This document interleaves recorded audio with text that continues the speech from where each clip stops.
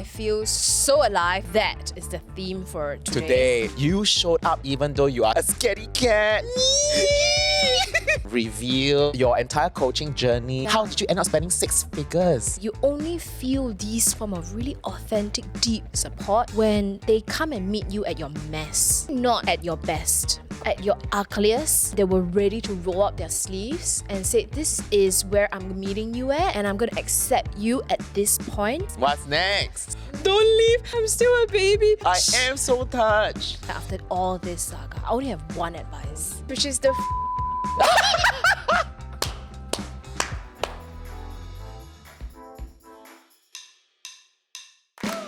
Hello, I am Sylvia and you're watching Dirty, Messy, 3! Hello, I'm Dan and this is the final episode of the season. I know! How are you feeling?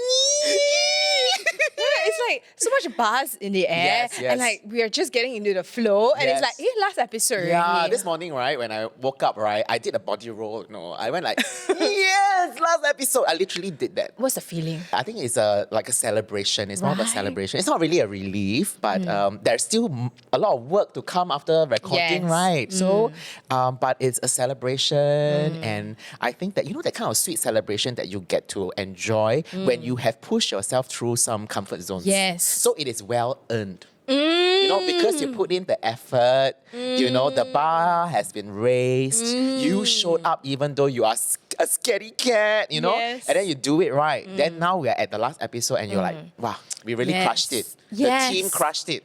Right? So I'm so happy for all of us. It's really like a celebratory mood that I woke up to this morning. Yes, right. And I told you also, like, when I caught myself, right, coming out of the bathroom, I was like, la, la, la. Am I singing to Oh my myself? God. So do you feel alive? I feel so alive, I feel and so alive. that is the theme for today. Today, yes, we're right? going to talk about being alive. Being alive, feeling alive, and just live. And what's next? What's next? Yes, and I'll also be sharing in this episode one most important advice that I think I truly want to share after all this saga. I only have one advice. Only one. Only one. Oh, grand reveal. Yes. Looking forward to it. Yes, but Yeah. woo, Yeah, so today is pretty much like a chit chat about Yes. life, about feeling alive, about what's to come. And springtime is here, summertime is here, right? So I want to ask you all about coaching. We can nerd out and geek out on coaching. yes. So you've told us that you spend a lot of money on coaching. So do you want to reveal your entire coaching journey, what it looks like? And I think I'm like your 12th, 13th coach. You're lucky, number 30. Yeah, right. And tell us all the different coaches that you hired, what you did, what was the journey like? Yeah. How did you end up spending 6 figures? Right, so I think this goes back to my very, very first like mentor figure. She's like more of a consultant than a coach at that point. So it's like a Coachsultant. Yes, Coachsultant. That was the first person that came into my life that provided that kind of guidance and a groundedness. I hired her actually. Remember I said I was transiting the business from Yeah. another partner to me? Yeah. So I actually hired her with the intention of helping me transit into a leadership role. It became a lot of firefighting in the end. Like, she didn't really come to do what she was paid to do initially, but she really was really flexible and saw the fire that was incoming. So she taught me a really different set of skills. I have her to thank because it's the first time in my life that I felt so supported by somebody who was older, wiser, had it going on. She's someone who does a lot of startup scaling. That was her niche. And she's a leadership coach, right? She's a business consultant. So I had, actually on her alone, I already hit my first 6 figures. Right? Wow. Yes. Okay. But that was the best first 6 figures spent because I knew that when the saga was happening and all these things, were going on, if I never had her, I think I really would have fallen down and then completely, I don't know, just died. So she was your first coach. Yes. First coach, right? So, it's like I feel that the biggest contrast that you can feel from someone who was not used to being supported, doing everything Yes. yourself, to from a 0 to a 1. Finally, someone whom you can Yes. rely on, is supportive, is generative for you. The energy shift is huge for you. Yeah. So it was really her. I tell you what a coach or a Coachsultant does for you. I think never during that 12 months, she made me feel like I should be shamed. So with every problem that came, she was just so calm and she's like, this is normal. Yeah. And I was like, babe, I'm so hard. She's like, this is normal. It's okay to make all these mistakes. And she's like, yes. She was the first time that told me that it's okay to make mistakes.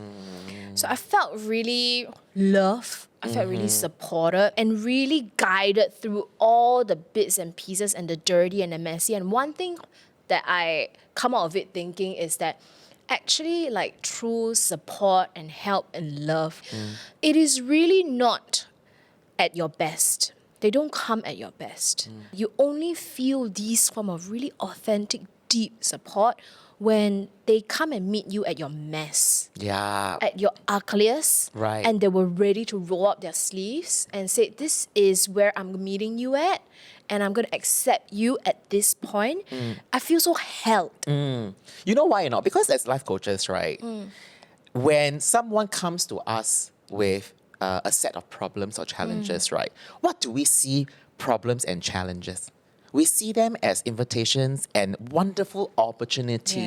Yes. It's a whole treasure chest of growth Yes. opportunities for you, Yes. So I will be so lit up and so excited for you because I'm like, okay, roll up your sleeves. We're going on this roller coaster ride that you think you are going to dread, but at the end of it, you're going to fucking enjoy this ride. Yes. The ride that you thought was the scariest in the amusement park turns out to be the most enjoyable Correct. ride. Yes. Yes. And I love it. That's really probably her perspective looking Yeah. at all these things. We always hear the phrase, when life throws you lemon, make lemonade. Lemonade, yes. But sometimes when, in my case, it was like, lemon. You're like, I don't want these lemons. Right? Yeah. I think to her at that point, it was really, these are the elements that we are, I'm going to get her to learn how to make lemonade from. Yeah.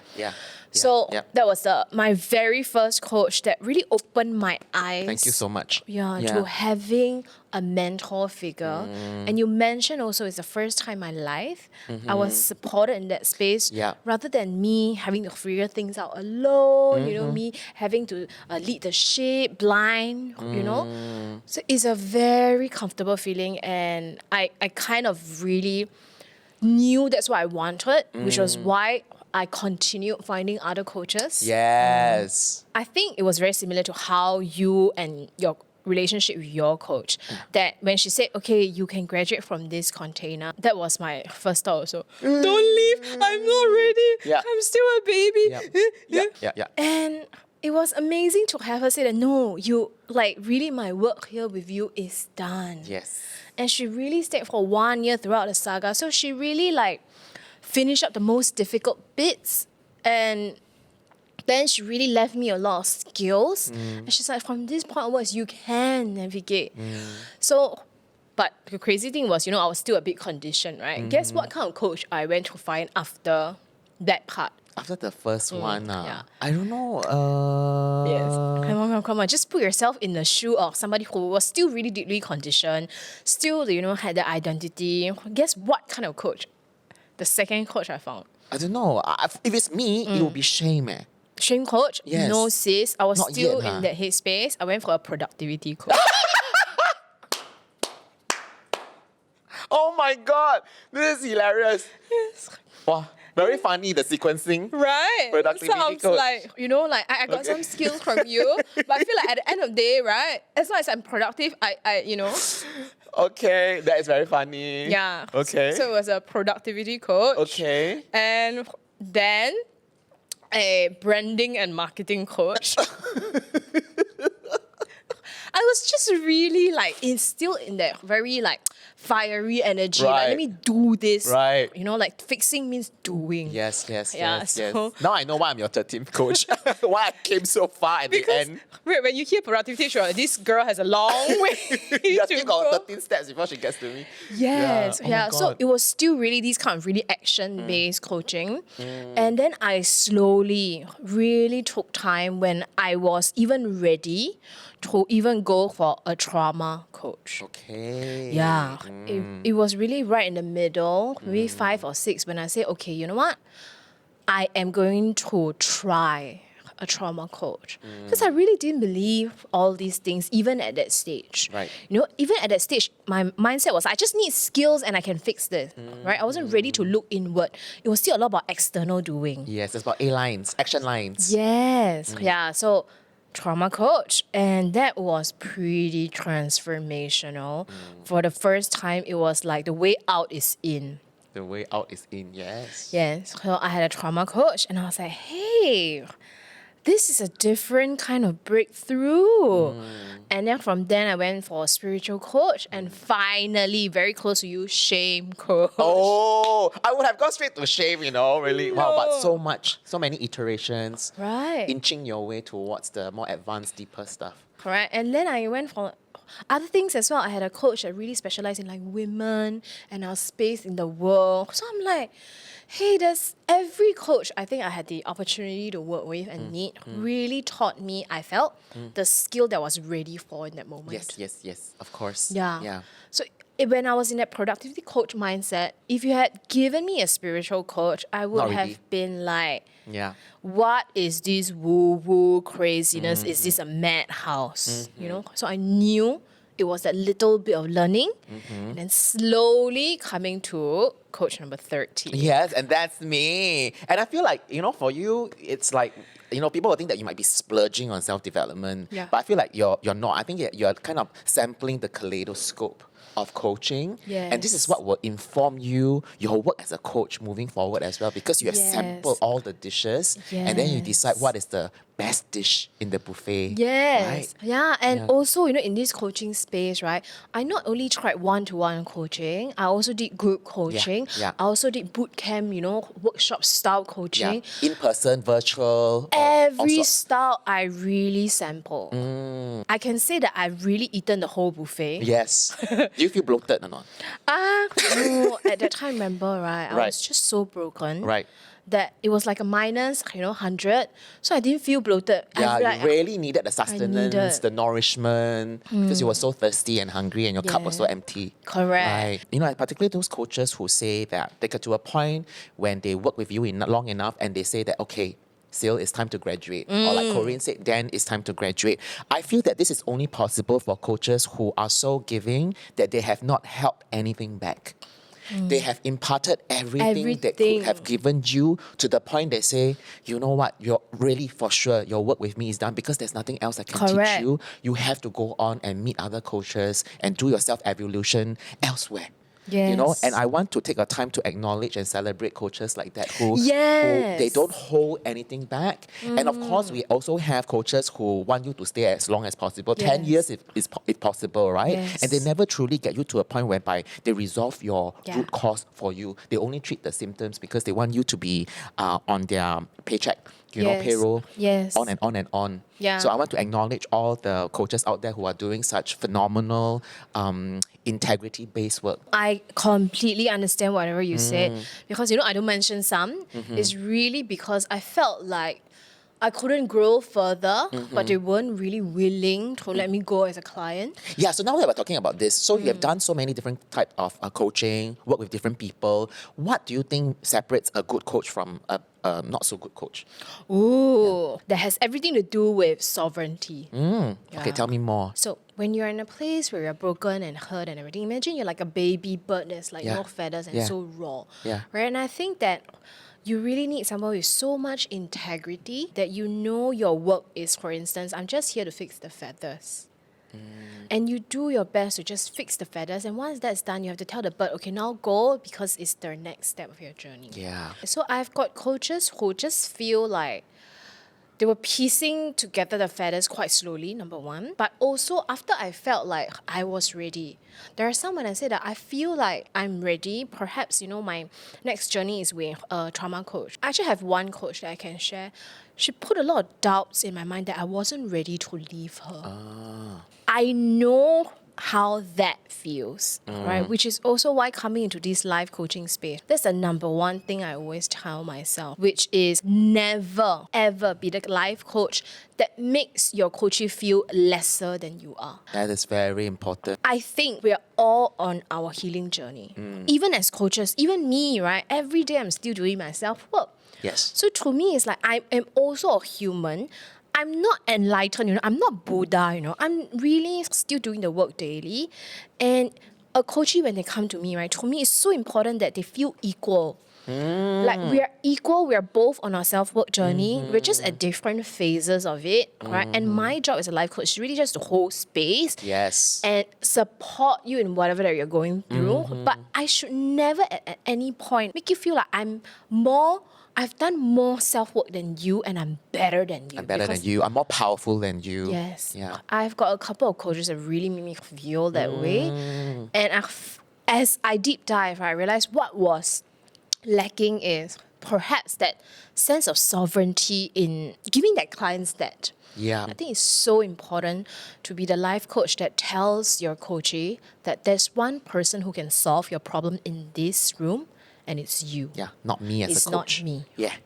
Yeah, I think that's the difference between a good life coach and Yeah. one that those that I distance myself away from. Yeah. So those that's like I'm the one who solve your problems, I'm very wary of those.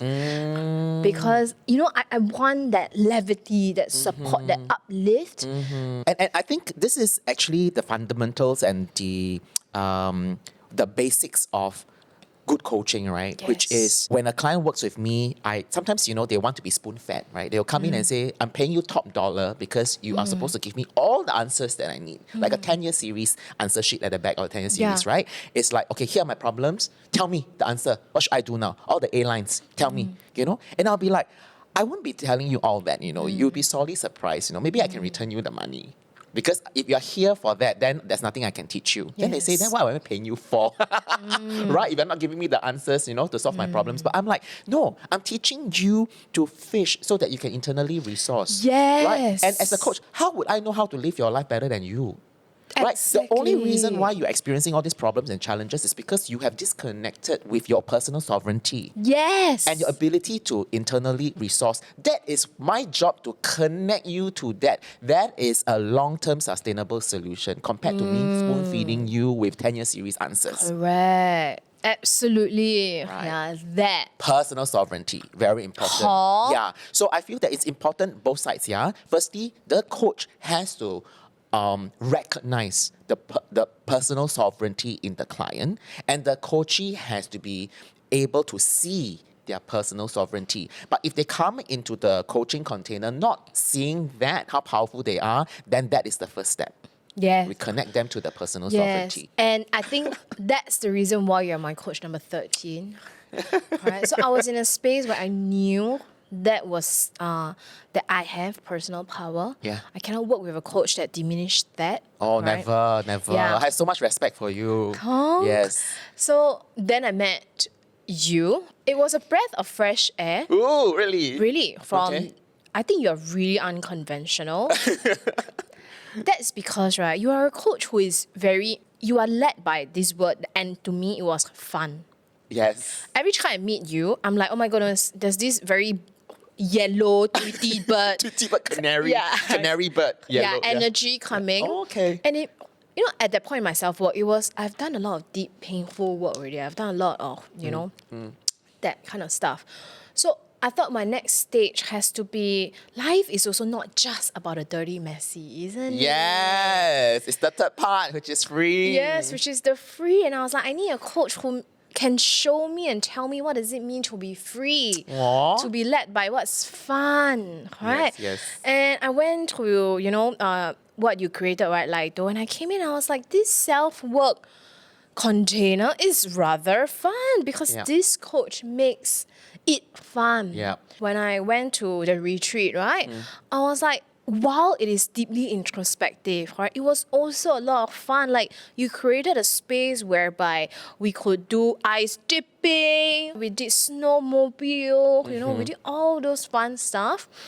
So I was like, hey, perhaps at this stage in my life, I'm just so drawn to doing something that's not just meaningful and deep, but I want it to be fun. Enjoyable. Yes. I want to delight, Yes. in every second of it. Yes. And you as a life coach showed me, hey, I think that is possible. Yes. And the reason why I think you felt it was because, when you do brand deck, right? Identity, right? Yes. I came up with keywords for who am I, my personal brand, what it Oh. is. So my personal brand is bright, Yes. yellow. Yellow. Because it's like the color of the smiley emoji, right? It's yellow, it's vibrant, it's uplifting, it's fun, it's vibrant. And then my tagline is, I always tell you all, right? If it's not fun, we're not going to do it. Yes. That should be the simple guideline to life, right? Because as it is, we already have a lot of optional suffering in life. Yes. So I feel that,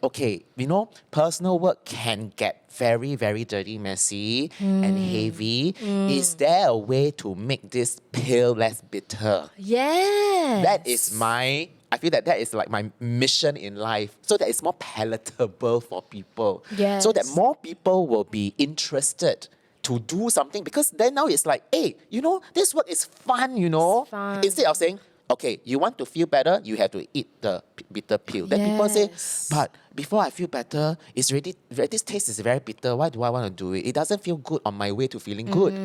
But I'm like, we got to reverse the whole process, right? What if this self-work, even before we get to the point of feeling great, while you're doing, you already start to feel good. Yes. It should be like that, ma. The process is 99% of the journey, ma.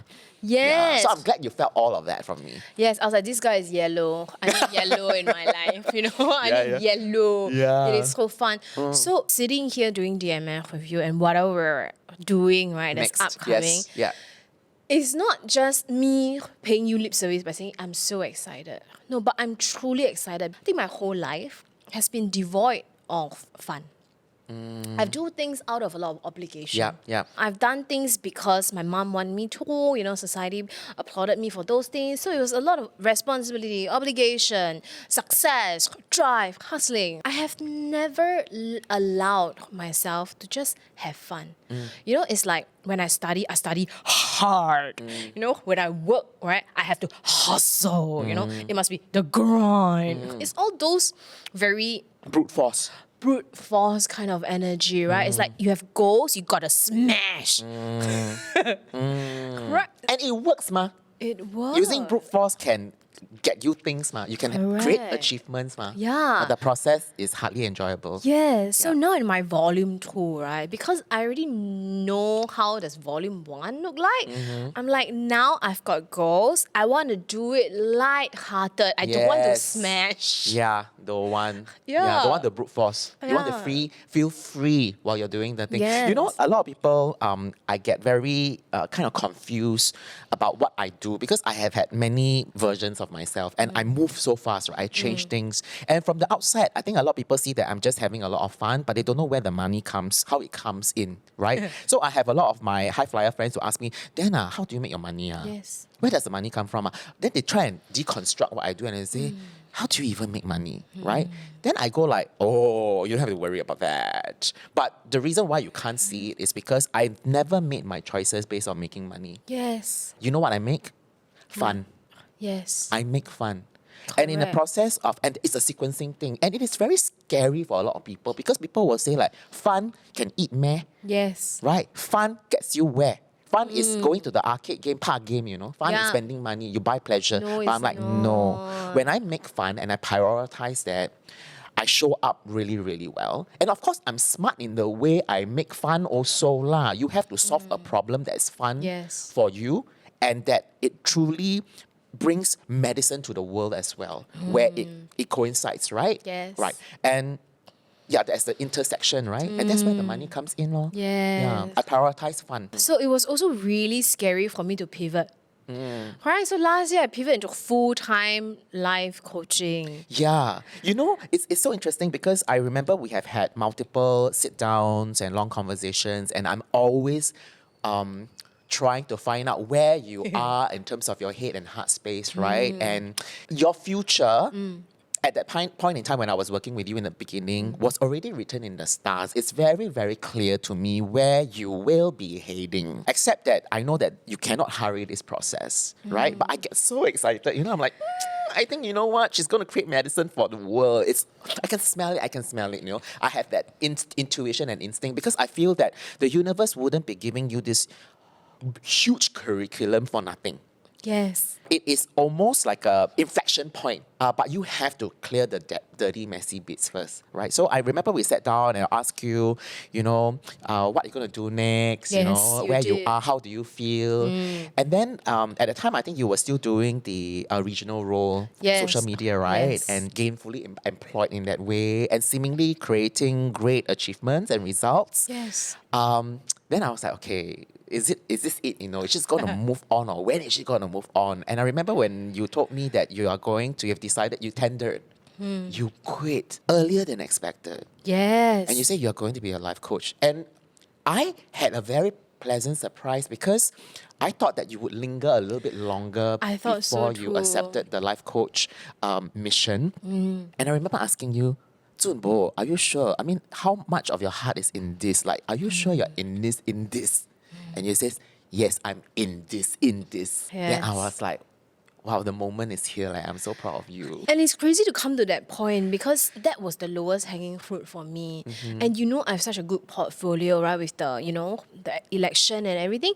So I was like, this is the lowest hanging fruit, you know, doing digital, social media, Yeah. doing marketing, doing Yeah. content strategy, consulting.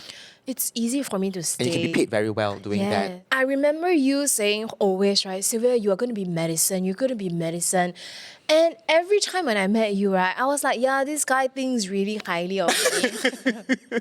I knew it was medicine, but in my head it was, but it's my medicine for me. And because of so, you know, I fought so hard publicly, it was like, but this is my private medicine. It is medicine that I would like to take at home alone to heal myself and then move on with my life quietly, out of sight, out of mind, out of drama, out of anybody knowing what I do. You know? And you know what's interesting? That approach could in and of itself feel like medicine too. It is. The keeping it private can feel very Yes. medicinal. So I was in a very happy space and also because I was healing so well and everything is going well, I'm like, why would I want to put my face out there to disrupt this happy bubble that I'm already in? And risk discomfort. Yes. Again. Right? When you're so comfortable, you feel Yes. safe now, why rock the boat? Yes, why rock the damn boat? So to me, it was like, he says I'm medicine, but yeah, he's right. But it's my medicine. I can take it myself. I'm a bit afraid to share it with the world. I'll just take it myself. I know I'm good here. But slowly, you know, you keep saying things like, you know, Sylvia, one day you'll come over to this side. Yeah. And I was like, in my head, babe, please, This I don't want side. to be a life coach. Like, no, thank you. You know, like, Yeah. I don't think I'm made for that. Right. Because for a life coach to be one, you have to hold so much space and love. And for me, it was like, I don't think I can love other people so much. Right. You know? So what switched? What tipped you over? What tipped me over was Maybe some of you thought you were never going to see me again. At the height of my 7-figure career, I was last seen brutally cancelled online. After 2 years of learning my lesson the hard way, I'm back. Hi, I'm Dan. I'm Singapore's most unconventional life coach and also Sylvia's 13th and current life coach. And we are here to show you how to heal. Let's burn the manual. Also, seeking quick fixes for our issues. New rule, we confront what makes us uncomfortable. Sitting with all our fears and despairs, it sucks. But it is the only way out. Also, chasing external success for happiness. New rule, happiness and success is an inside job. Successful people who feel empty on the inside, they are a real thing. Looking for battle-tested mentors who have been through the dirty and messy bits of life to show you how? Join us for our masterclass called How to Human. I've spent over 6 figures in coaching and therapy to distill these lessons, which we are going to teach you in this one class. I'm Daniel Lim. I'm Chan Sylvia. Let's relearn how to human. So what switched? What tipped you over? What tipped me over was, so I finished that campaign.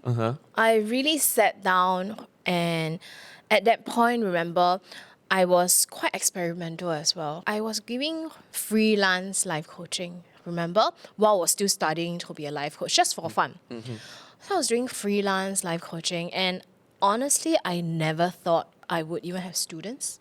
Because at that time, I was a student life coach. And obviously, I haven't put my face out in the public and tell all this truth yet. So my reputation was still murky. But I think within, I opened up 1 month, right, of life coaching. I had over 200 entries for people who want to get coaching from me. So good. When I thought I was so unqualified Yeah. and so embarrassing still Yeah. in the public's eyes. Yeah. And I had 200 people and they wrote in, and Yeah. I told them to write a reason. And I just was shocked. I was like, oh no, I think Dan might be right. That people wanted this medicine. It's irrefutable evidence, and people are sending you invitations left, right, and center saying, Correct. coach me, work with me, help me, support me. Yeah. Yeah. And there was just a disconnect. Yeah. Right? So to me, I was like, I'm not ready, I'm not good enough. Yeah. But there were people who were like, take my money. Yeah. I selected a few because again, I wasn't confident. Yeah. Right? So I only selected a few out of these 200 people. And then I coached these people. And then I How did had you feel? a hell of a good time. So good. Because I was so worried, right? I was like, oh, if she comes with her divorce drama, right? Can I take it? Yeah. But when she came with that divorce drama, I was like, babe, I got this. Yes. Right? I could see that demon who is in the room with you. I could see your counsel. I could see what feelings. Like I say, right, it's my superpower in that sense. I could see all these things come out and I was like, oh shit. You're natural. I can see what she's not seeing. Shit. Yeah. Like, what is it? So it was easy Yeah? for me to work with these people, and I thought it was going to be hard. No. And a lot of people came, right? And that time was quite crazy, right? So I was like, hey, this is quite fun. Yeah. So I scheduled in so many coaching calls. It was at the beginning just daily. Yeah. And after a while, I was like, I can do more. Yeah. Twice a day. Yeah. And then it became 3 a day. And then 4 a day. And I realized one thing, I wasn't drained. Yeah. With each call, I was like, let me do the next one. Let me solve the next problem. Let me Yes. work with them. Yes. And then I was just so juiced up in this space Yeah. that after that 1 month trial that I gave myself when it's over, I felt so empty after that. Okay. I was like, I got nobody else to coach. And then the crazy thing was, when I was thinking, right, just a trial and whatever, Yeah. the testimonials started coming in, right? So all my coaches started writing really nice things. So I started to get just impromptu, okay? Like texts, emails of things that have changed in their life. I've got one coachee that was in fact, that was the coaching session that I thought I failed.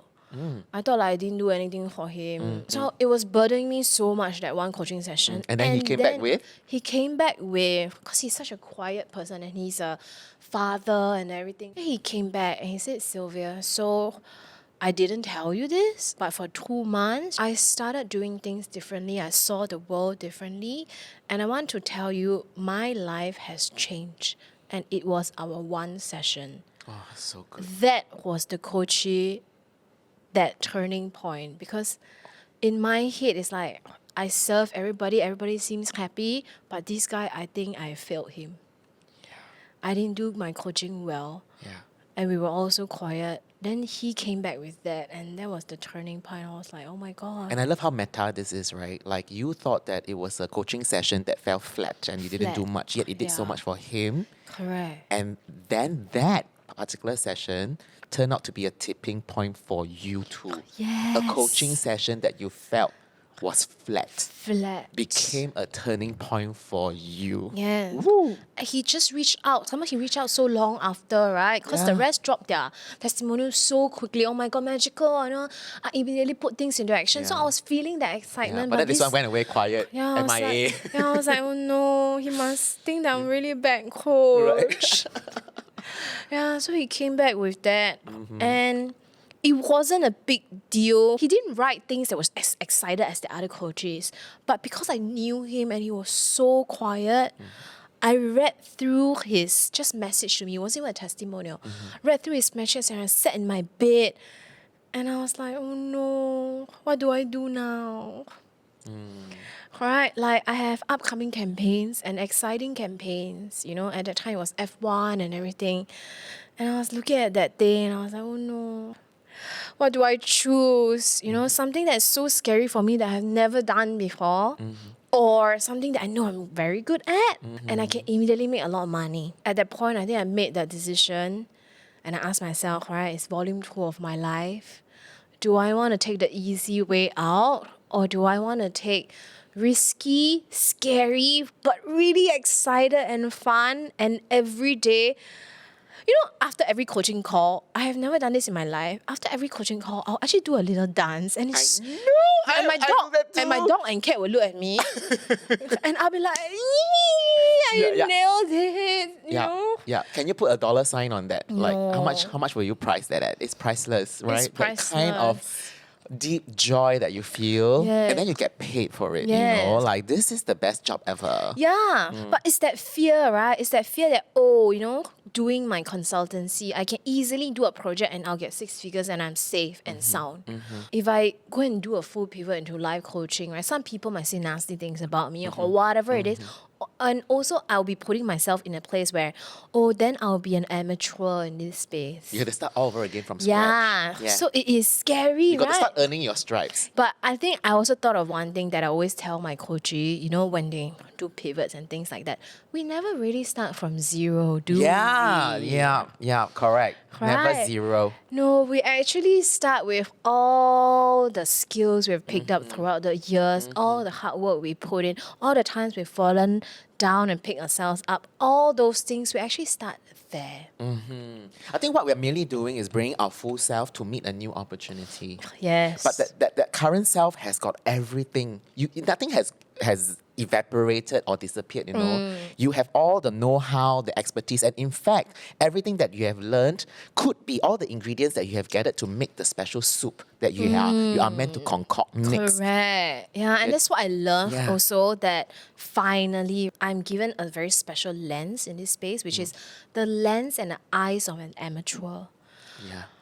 And I want to tell you how liberating is that lens, because it's so full of possibilities and you're unafraid because it's that day one lens. Yes. As an expert in the field, whatever you don't have. You You can know? get a lot of blind spots as an expert. Correct. But as an amateur, it's like, I'm allowed to fall down though. Yeah, yeah. I'm allowed to do whatever I want now. So that was the tipping point. Oh, so good. When I decided, I love it. just going to do whatever is bright, fun, delights me. And like a fruit, right? It's very juicy. Yeah. So my motto in life now is I just want a juicy life where I feel Yes. so alive. Yes. That richness is going to come to me, and it will just enliven all other areas of my life. Yeah. So yeah. And when you live life that's so juicy, you can't help but feel that you are f***ing alive. Yes. Every moment. From the moment you open up your eyes, you feel like, oh my God, I've got 3 clients I'm going to work with today. Correct. Right? And this is why I also feel that not everyone is made to do coaching. It has to Yeah. be a very sacred mission that you say yes to. Yes. And upon trying, then you will know if you are made for this job. So I have people asking me, Dan, you buay sian meh? Like you do coaching, aren't you like weighed down by people unloading all their problems on you? And I say, you know what? No, I feel so energized. Correct. That's why I am the person to do this work. Because for you, you won't, right? If you do it, you'll be like, I don't want to hear all this nonsense. I have enough of my own problems to deal with already, right? As life coaches, we have to be calibrated differently to have that capacity Yes. to tank these things, and not in a way that we are playing defense, but in a way that it actually all of this energizes us and it nourishes us, because guess what? That exchange and interaction is medicine for us. Yes. We continue to heal. We heal that way. Our work is one of the modalities in which we tap into to heal ourselves. Yes. So we will never say no to that. Yeah. Right? Because it feels so good to us. Correct. And I finally feel like this is a job, right, that I could really lean in through my introvertedness. That it's so difficult for me to be that rah-rah person when it's like in a room full of people. But one-to-one, that's when I do my best work. Yes. Right. Because you are a projector in human design, right? And projector's energy is what? Focus and penetrating. Yeah. Right. So that's why you work very, really, really well with someone who is right in front of you. You can really go into their G center and pull out information and say, Yes. I see, I feel it. Which is why you say when, in the beginning as a newbie coach, you always be like, okay, what if they present a problem that I finally don't know how to solve? How? You don't have to be afraid of that because you're a projector. They come in, you are like, oh, matrix. Yes, it's like, Literally, I can really see what's their problem. Right? Because you are a Yes. projector, you see everything like a map and you go like, Yes. this is the way, and you give very, very powerful insights that can transform people and it's life-changing. Yeah. And I love it also because I think, in my past life, I always felt disconnected from people because I always feel it's so shallow. Like I never really see the true you. But every time after a coaching session, I always tell my coaches, thank you, really, because I see the real you that you probably don't even show Yeah. the closest people in your life. We are very privileged. Yeah, and I'm very. like, and you show me, and I witness that deepest fears in you. I feel so privileged It is and a privilege. excited, and it's just a different relationship. So that is why I'm really leaning into this job because I feel like finally, I see real human beings. Yes. I see deep souls. Right. Past all the facades and everything, we get to the Yes. crux of the matter, right? Yeah. Love it. And even in this podcast, I know that people around me are like, hey, Sil, you talk so much on this podcast, you don't even say that to us. It's really also because I do really well in a container that's one-to-one.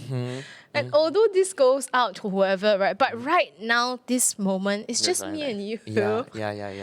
And things only come out from me when I feel deeply safe and I can see, a safe soul thank in you front so of much. me. Oh, thank you so much. Yeah. It's really a very sacred job to me, and it's not even a job or a career, it's actually a calling. And I feel that, for like almost 2 years, I did life coaching for free.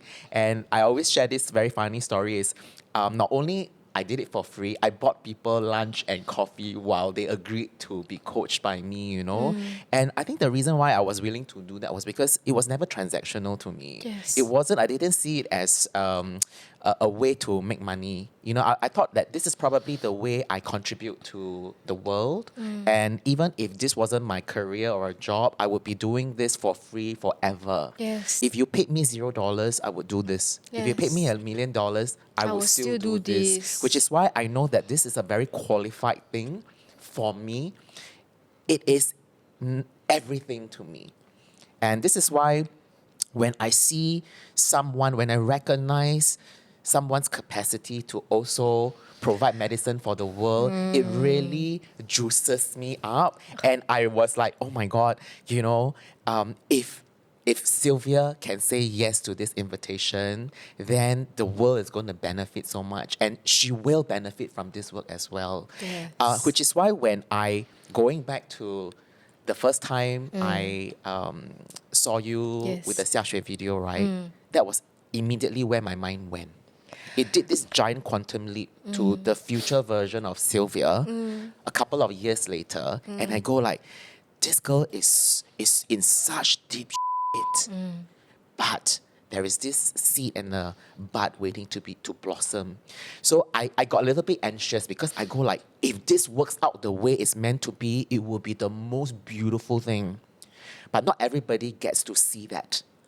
So that's why I go like, one day I really wish to be able to sit down and help this girl. And then it happened, Yes. So I want to thank you for this wonderful opportunity to bring so much deep meaning and joy into my life as well. You are like my pet project. Aww. And I've been like, like Tamagotchi, right? Then you like feed it, then you like Then you have You have to clean the shit literally and everything and tend to it, you know.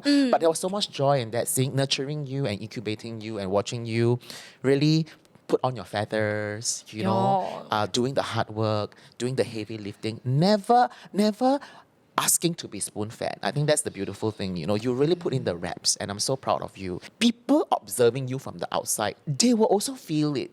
You will already be giving people medicine.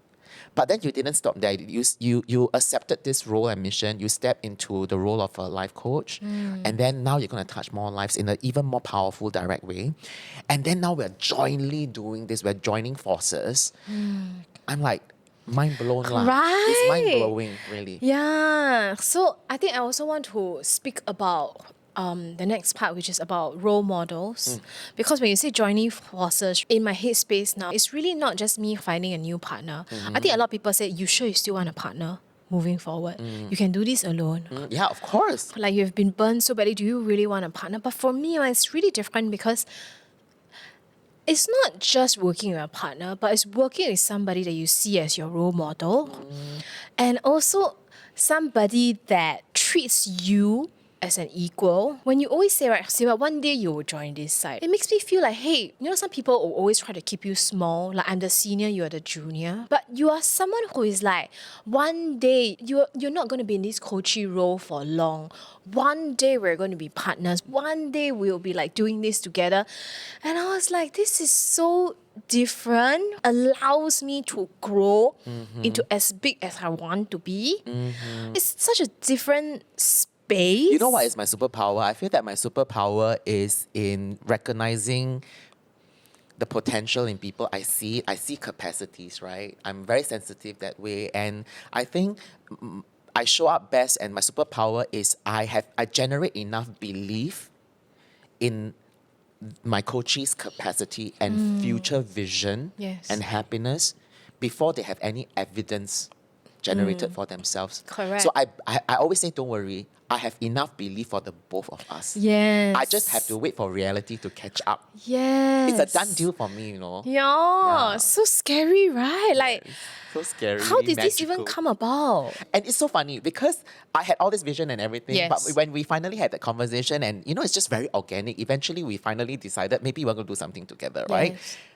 And then I shrunk, and then I went like, hey, are you sure you want to do something with me? Because, you know, you have no reason to want to do with somebody else. Yeah. You have every ammo, your arsenal is, you have this entire toolkit, right? Yeah. You have a whole arsenal to do this on your own. Yes. And the know-how and the reach and the visibility and the branding and everything, you don't have to do it with me. Are you sure? Then I was the one who needed convincing. Correct. Right? Why do you want to do this thing with me? Correct. Don't need. Yeah. Yeah, which is quite funny also, right? Also because, you know, you have changes in your current company. Yes, and then yes. we had that Teochew porridge. Yes. And then it became me coaching you. And I was like, hey, this is such a fun space to be in. Yes. That I was so clear that I want to be in this space. Aw. You coach me, I coach you, and then we just go. Correct. Yeah, like correct. who cares? Correct. You know, I'm such like a veteran coach myself, but I never thank you for saying that. I never feel like I'm above anybody else because I treat all my Selmos as equals. You came to the Teochew porridge and you're Sylvia, I'm so sad. Coach me. Yeah. That's my style. That's my style. Right. And then sometimes I'll be like, you know, maybe we can get Kat to coach me. Maybe we can get somebody else to coach us. Eric to coach me. You know what I mean? Because I think that we take turns to wear the coach hat. Right. Because we all have blind spots. Exactly. Yeah. So it was this energy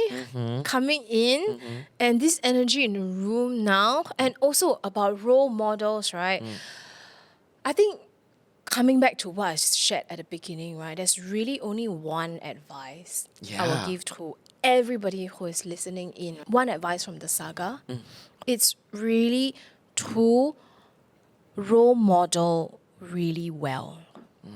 I think that was one of my biggest mistakes in my entire life, okay? And I realized that if I just fix the people that I role model on, I could have saved myself a lot of pain and suffering and wrong steps. Okay, why I say that is because I didn't role model well throughout my whole life.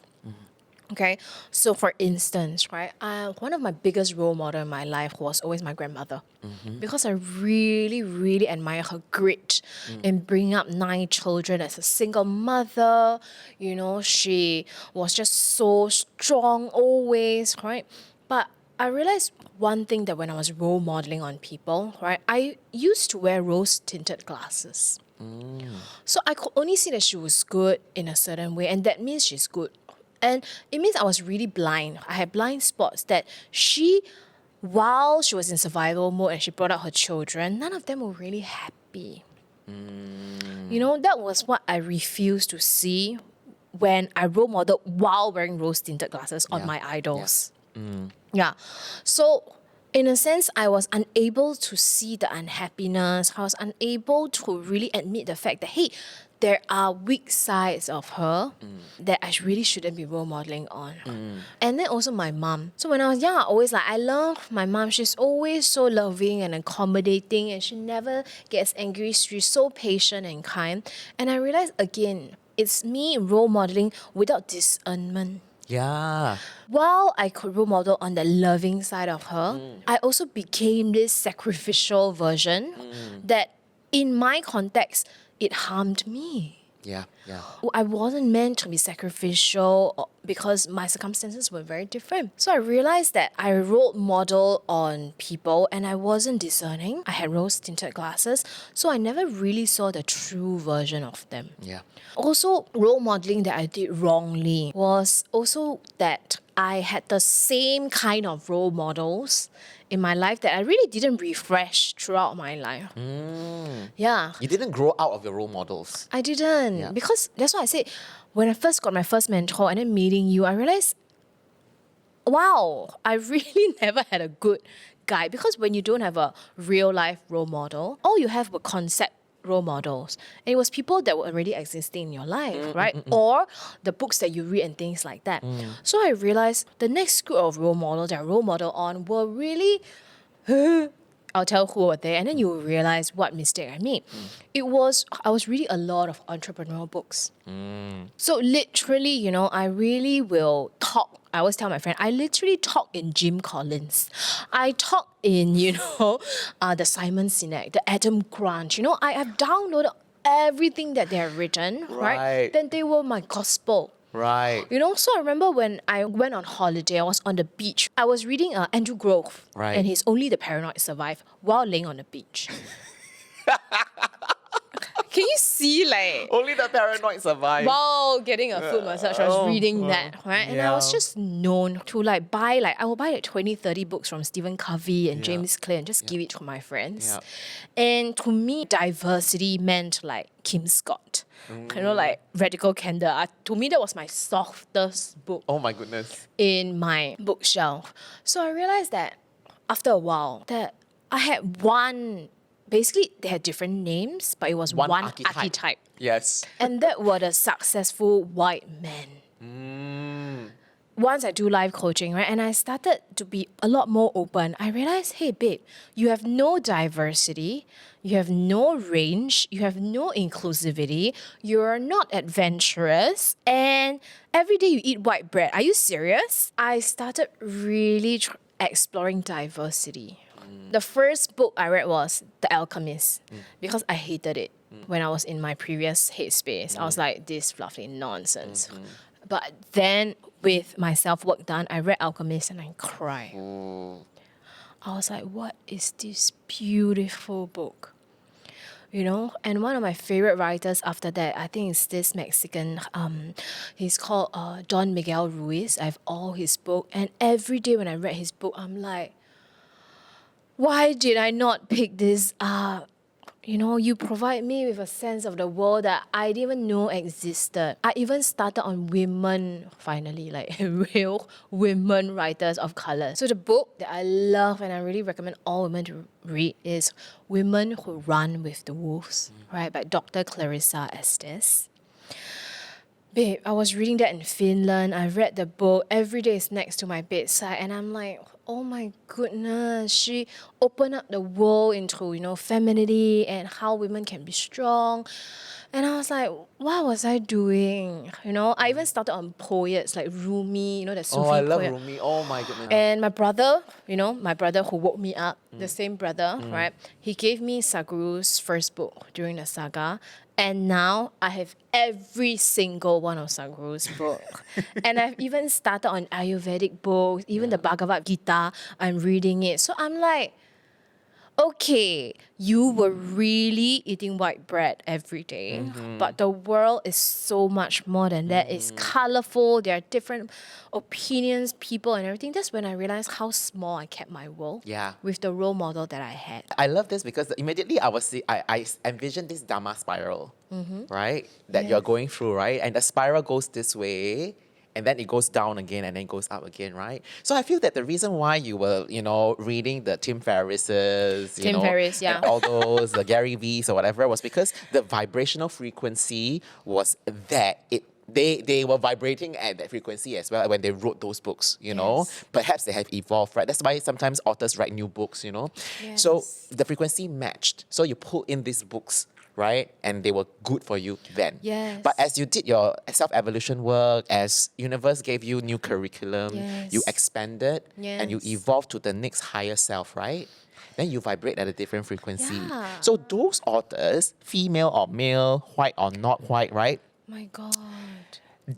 They didn't come into your world because you couldn't meet them. Yes, I was hiring productivity coaches. Correct, exactly, right? And then you were not ready for like shame work or trauma work, right? No.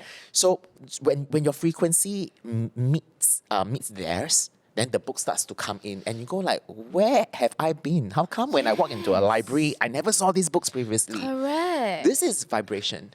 Yes. Right, this is frequency matching. And this is also in your internal world mirroring your external world. Yes. When you are ready, the teachers, when the student is ready, the teacher will show up. Lor. Correct.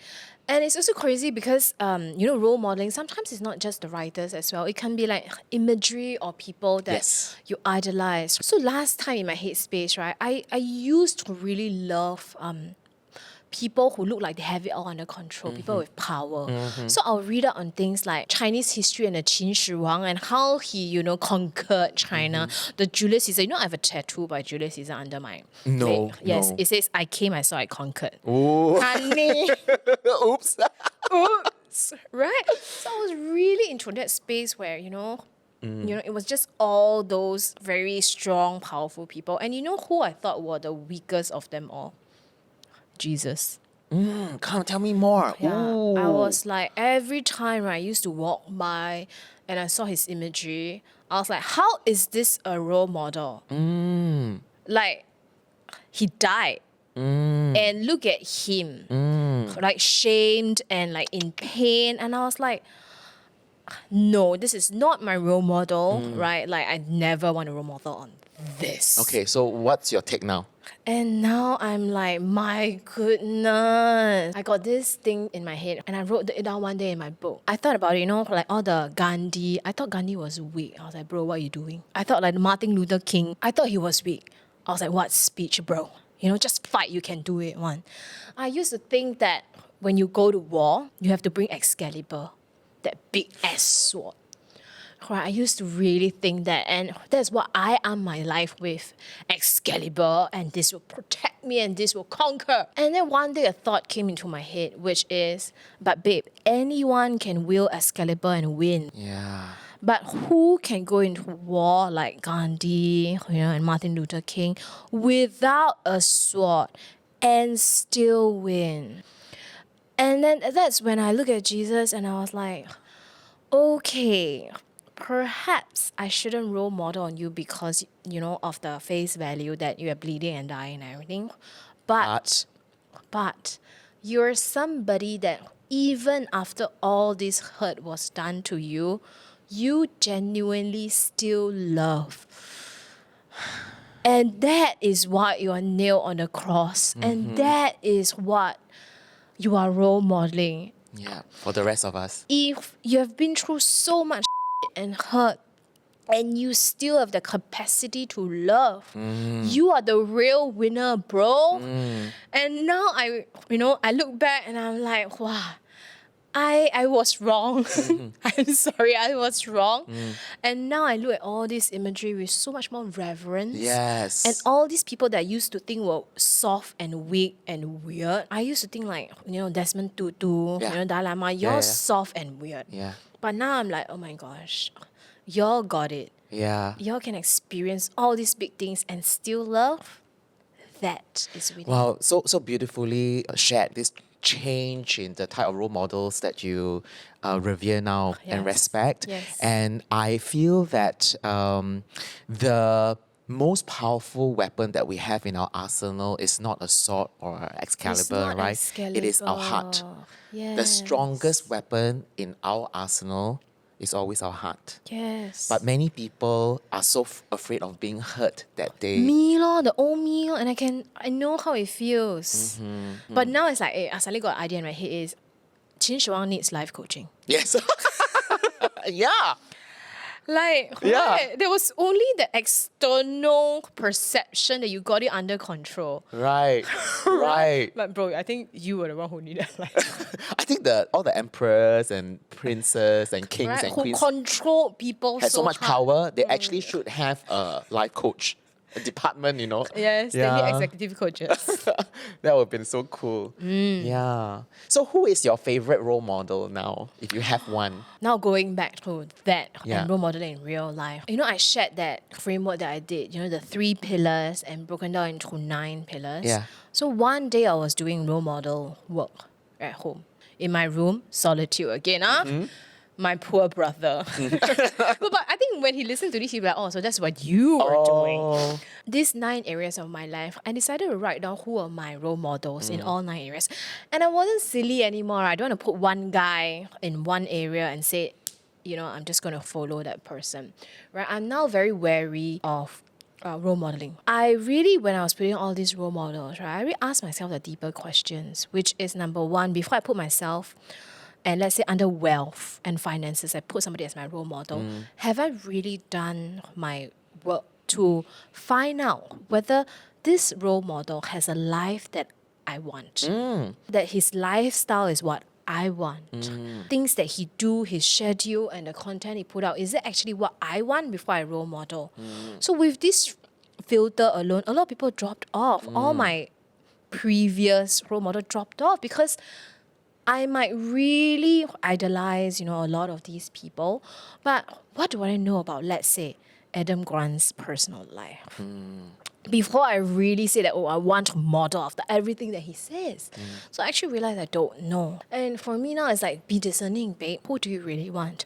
So I start writing down different people. And the reason why I wanted to work with you also was your name appeared more than once. Woo! You were the only one whose name appeared more than once. Yeah. Really? Yeah, in 9 you appeared at least, I think, 3 times. Everybody only appeared once, okay? Oh my God. Even Sadhguru appeared once. oh my And he's my Crazy. like Yeah, of course. biggest role model. Sadhguru. Yeah. So I sat there and I think you appeared under, I think definitely under purpose. And I could remember what I wrote down is this guy is living his purpose. I can see that you're enjoying your everyday and you work really hard, right? Like Finland was really tiring for you to do that retreat. Yeah. But I was like, look at him. He's really living his purpose. He's having fun and having meaning at the same time. If purpose looked like this, I want it. So I wrote you down in purpose. And the second person I also put in purpose was Sadhguru.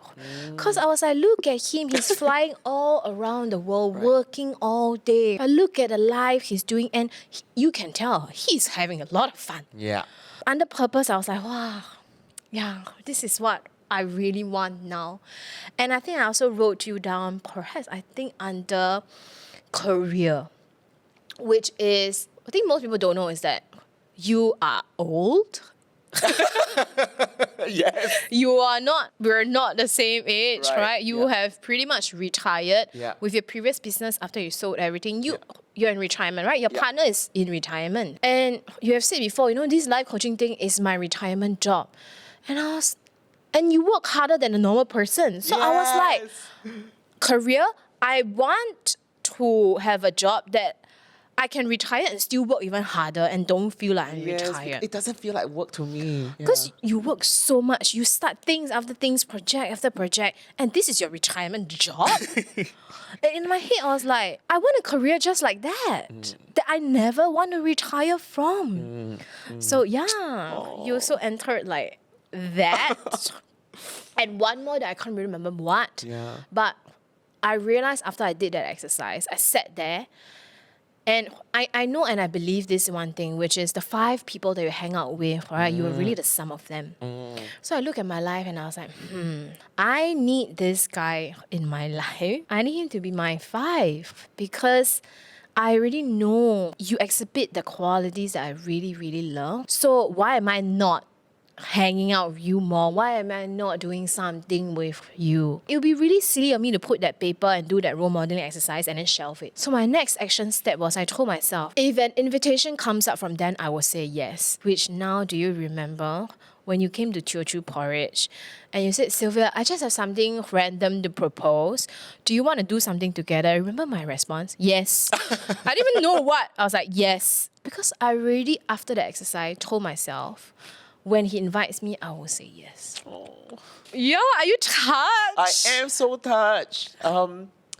So just a couple of days ago, I went back to Goodwood Park Hotel for porridge with Kenji and Eugene. It was after one of the nights that we recorded. And I remember I sat at a different table and Eugene was saying, how is the show going? We were very excited for you. How is it? And I say, it's a slam dunk. And my biggest takeaway is the entire crew that we have put together. And I'm massively proud and so joyful, You have no idea. And I say I go to bed every night with a smile on my face, Although I was like fucking exhausted. But I know I gave it my all and it was enjoyable. And then I told Eugene, I said, by the way, that table over there, that table at the corner, I said that was exactly where Sylvia and I sat months ago, last year, and we had a conversation, and that was where the idea of doing something together, the seed of it was planted. Yeah. And I want to thank you because, I've had a pretty rough year last year in terms of navigating change in my life. It's not bad. It wasn't bad, but it was very intensive for me. And it was difficult because it required a lot of letting go and a lot of surrendering into the unknown. And everything happened so quickly. And I felt like the rug was pulled from under my feet. And I know I should know this shit. This is what a life coach would say to him or herself, right? And I tried to really hold space for myself, even though I was busy with a bazillion other things, and that was tough as well. I still had to show up. And I remember I went on many, many late night walks, 3 or 4 a.m., and feeling utterly hard-f***ed, But I kept telling myself, then this too shall pass. There's a reason why there's this massive shakeout. Yes. And you will be making space for the next iteration Yes. of what is to come. Next it is volume. An evolution. Nothing is being taken away from you. Then look into the void and believe harder than you've ever believed. I think there is divine timing, right? This is great timing for me, and this is also great timing for you as well. And also I feel it is great timing for some of the people whom we have attracted into the crew. Yes. And this is why I think it makes for such a magical unfolding and journey. And I'm so massively excited about the next version of who we're going to become. Because you can already feel it, because we are definitely stepping into new roles and identity. Yeah. We are assuming a lot of discomfort and we are growing by the day, but yet at the same time, reaping so much reward already. So dirty, messy, free. If people ask me, I'll just say it's an opportunity to not just grow into my new self, but also do it with somebody that is my real life role model in certain aspects of my life. And one thing is also, you are very diverse. We are very different. Yeah, we are very different. Right. So I talk about choosing my role models. I'm also very conscious. Like, Sil, don't pick somebody who is the same person as you. Pick somebody who is different. And we cannot be more different. Yes. So Right. funny. So I was like, if I allow and I'm able to hold space for our differences, I'm going to learn the range between black and white, and then I can play in between. You know, but if I every day eat white bread, then all white bread is all I know. Also because yes, right, you're so different. So it's exciting for me to see how this unfolds. So because we are so different, I want to see what we all bring to the table. Yes, there will be sparks for sure. I love it. Yeah, I love it. Yeah, and the crew that came into being also, it's almost as if the universe said, Sylvia, should you take up this challenge, you will be very happy to see how it unfolds. Remember from the porridge, right? It was just, okay, let's try something. Yeah. It could be a class, it could be a whatever, but like things just started to take shape into a podcast and into a community. And then now taking shape is our master class. We also talk about, it seems like we also got a workshop coming up. Yes. Like suddenly, like you just know what's next. And I feel that it's all at once collapsed, right? There is a lot of love, respect, compassion, personal sovereignty, and also trust and belief, right? Trusting that things will just come. We don't have to figure all the how. Yes. And then we are like, okay, we need a team. Who? Of course, a lot of names came out because there are a lot of very talented people, Yes. people with great work, but we were like, no. Yeah. It's not just talent. It's not just Right, because it's not the talent. sword that is the most powerful thing in our arsenal. It is the heart. Yes. So we want the people who are heart-centric. We want the right people, whose heart Yes. beats to the same rhythm and the same song and the same tune as ours do. Yes. Right? And that's why we have Yeah. all these Pokemons right now in our life. And it also taught me one thing, which is we pick all the heart-centered people. We didn't pick the obvious Excaliburs, right? Yes. And now it's like working out and I'm like, oh my gosh, you don't need Excaliburs. Yes, that is truly beautiful. And what makes this whole journey so joyful? So I learned from role modeling, right? Where I was lacking, right? That range, that acceptance, that diversity. And also this current space is working with somebody who is also my role model. Wow. Right? So fun. So beautiful how everything is unfolding. And I think, this morning before I come here, I was eating a mango.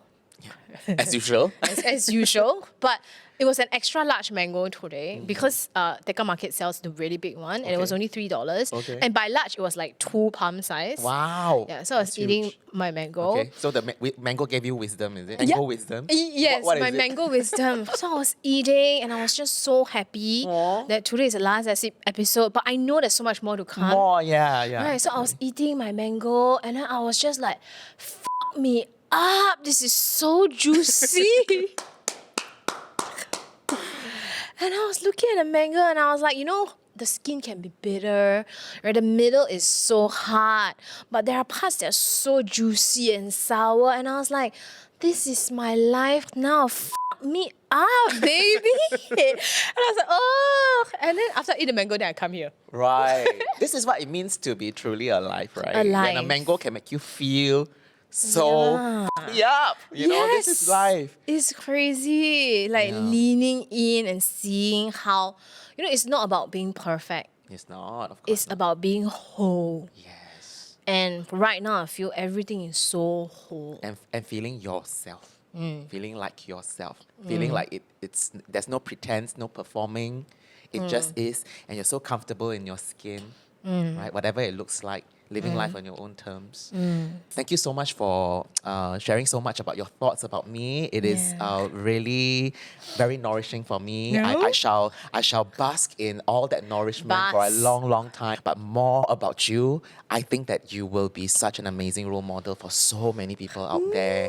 And I'm so, so massively proud of what you have achieved. Aw. You are my idol, Yeah, I'm so proud of you. In this happy space and in the last episode, I just want to share, like, for all those who have held space for me and all this sharing, know that it is really only possible because it's this very special container called Season 1 Dirty, Messy, Free. I truly am not somebody who is going to have this story with me every time you meet me. I'm just not. And all these things I'm sharing today is so sacred to me. Even my closest people haven't heard this side. And I feel so blessed in this space. It's because this special container and this time and space alone that could bring out all this. And I've already said so much of what I've always wanted to say. And I feel like I've said all that I wanted to say. And moving forward is going to be a brand new volume. Yes. Everybody watching, you are part of this space. Yes. So thank you for holding space for all these dirty, messy parts of me. I truly at this point feel so free to really be the next person I'm meant to be. If you want to continue this journey with me, And with me, click on the link below. We know that this space will always evolve because we evolve so fast. yes. I've been given so much lemons in my life. I cannot only just make lemonade. Right. Our masterclass is coming into shape. Very simple lesson to share. But very powerful one. It's going to be the first thing you need to start self-coaching. Even in the social media consulting and creation space, anybody wants to tell me, I will do a class, we will do a class. Yes. There's so many things that I want to put out there. Thank you for allowing me to give so freely. The dirtiest, messiest parts of life, they might seem like detours Yep. in life, but they are not. They are merely an invitation for you to evolve to your higher self. So please come and join us, and we hope that you have a most blessed, amazing, fulfilling life. Thank you for being here. Thank you. See you in the next container.